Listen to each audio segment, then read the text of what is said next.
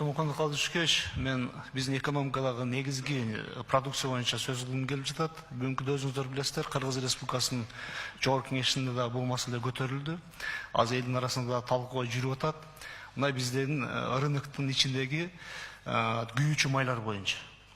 Мына Жогорку Кеңеште Эмил Токтокунович өзүнүн сөзүндө айтып кетти, бүгүнкү күндө биздин нефть базаларда отпускная цена 33 сомдун тегерегинде болуп атат. Бирок биздин автозаправкаларда розница цена 42 сом же 42 сом 50 тиюнун тегерегинде болуп атат. Разница 9 сом 10 сомдун тегерегинде болуп атат да.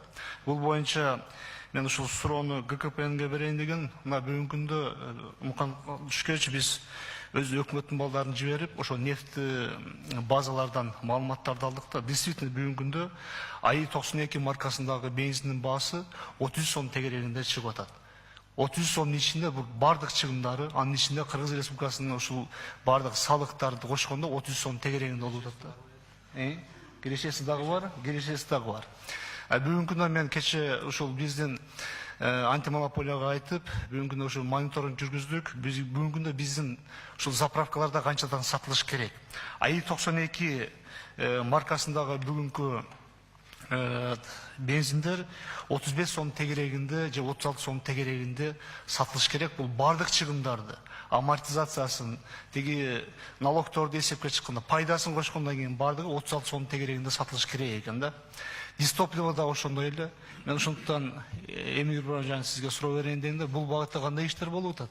Бул көрүнүш действительно туура нерсеби же туура эмес нерсеби? Мында жазгы талаа жумуштар алдыда күтүп атат.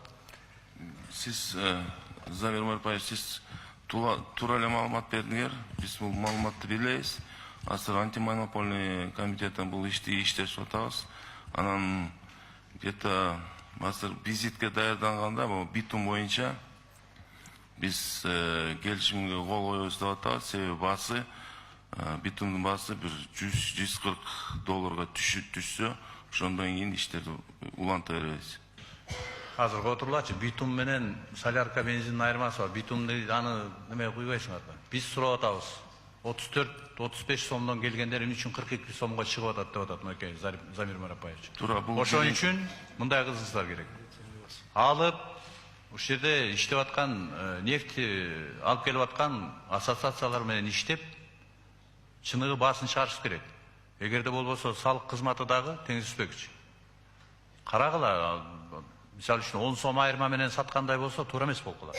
Биз жазгы талаа жумуштарыбыз бар. Элибиз болсо жанагындай социалдык жактан кое турган маселелери бар. Ошон үчүн монополияга каршы күрөшүү кызматы, салык кызматы сиз баш болуп ошону көрүшүңүздөр керек. Бизге азыр маалымат берип атышат. Бияка келгенде чыгымын кошкондо, салыктарды төлөгөндө, кирешесин кошкондон кийинки баа арзан болуш керек деп атабыз. Ушуга тез арада өзүңөрдүн чечимиңерди, сунушуңарды бербесеңиздер туура эмес болот да. Биз күтөбүз анда сиздерди.